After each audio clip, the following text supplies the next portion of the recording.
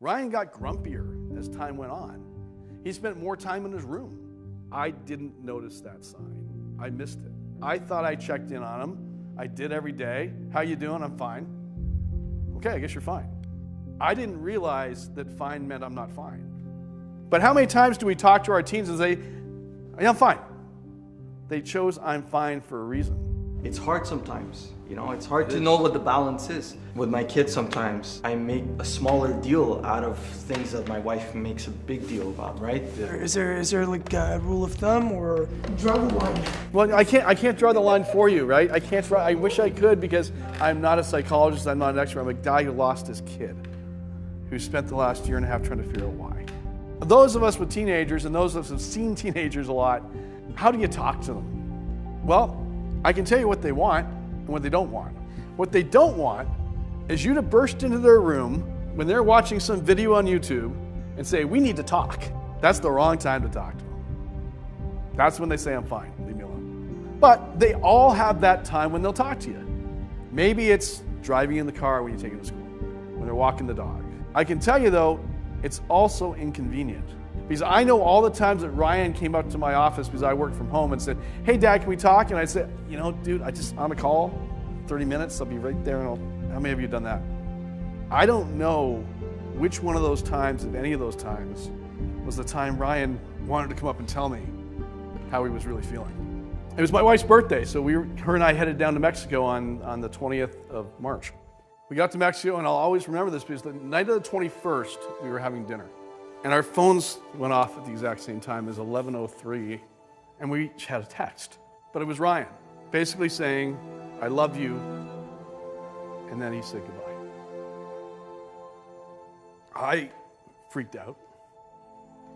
My wife's screaming. I got on the phone, I called my mother-in-law who was looking after the kids. I'm like, find Ryan. I'm yelling at her, and Kim's yelling at Kyle, and she's running around the house, and she finds him. He took his own life. I've never felt more helpless in my entire life. All I wanted to do was be there and save him. And I couldn't. What would you tell people who would tell you it's not your fault? That I'm responsible. There's things that if I had it done differently, Ryan would still be here. I wouldn't be standing in front of all you guys saying, please learn from what I didn't do right. And I wanted to see if there's like something I could find, a letter or a notebook or something. And I start going through drawers.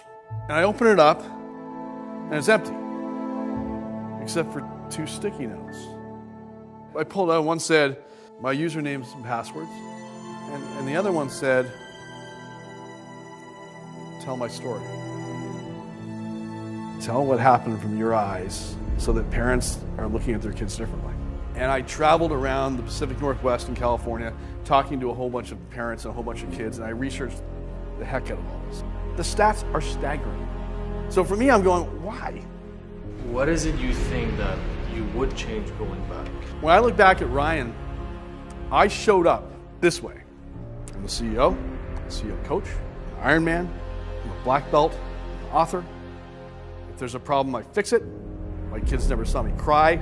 As far as they know, I never did. I've failed at 13 businesses. I've almost been bankrupt 3 times. My wife and kids never knew. I protected them from reality. At least I thought I was protecting them. I thought that's the way I should be a dad. And then what did my 14-year-old son do? He looked at me and said, this is how a real man fights. That's the way a man and a father is supposed to be. And so he showed up that way. Ryan was the class clown. Ryan talked all the time. Ryan came home from dinner, told great stories about how things happened, about his bully, and how he verbally trounced his bully and thought it was funny as heck. He never shared the fact that he had any problems. He had lots of them. Because he thought that that's how he's supposed to show up. And I regret that. What would you teach fathers to basically help them talk with their kids? First thing you do is you listen. You listen to how they feel and make sure they know that you care. How are you doing? How are you feeling? What's going on at school? Have you ever felt sad? Have you ever felt mad? Have you ever felt anxious?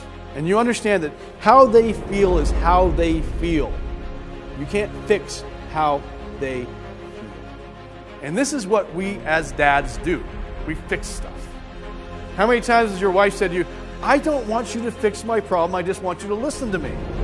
That's hard for dads to do because we want to protect our kids. When we go into overprotection mode, when we protect them every time they fall, so they can't fall, then what do they believe when they become 14, 15, 16, 17? They believe there's nothing wrong that's ever going to happen. We create kids that do not have any resilience in their lives.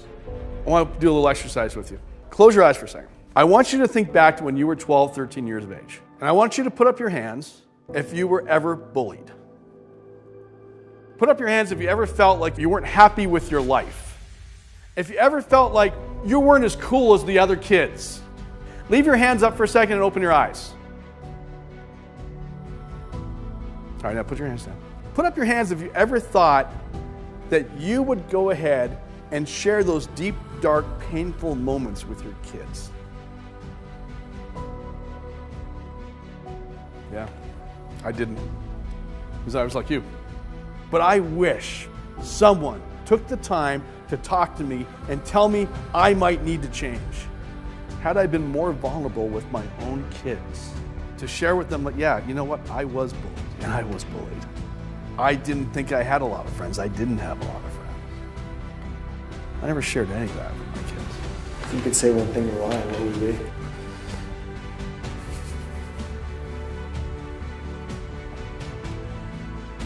If I could say one thing to Ryan, I'd say I'm sorry. I'd say I'm sorry I didn't see it. Sorry I failed you as a dad. I'm sorry. I'm a lot more open now with my kids. And you know what? I have a lot deeper conversations with my kids now than I ever had. All right, so what do we do now? Everything's only going to change if we change. The world's only going to change if we decide as parents that we're going to make it change. And we're going to make it change if we all decide to be that person that our kids want to come talk to, that our kids feel safe with.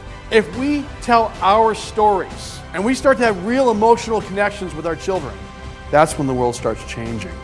You can make a difference with your own family. I'm making a difference with the family I have left. I would love it if you all told your story. I'll tell my story. I'll tell my story.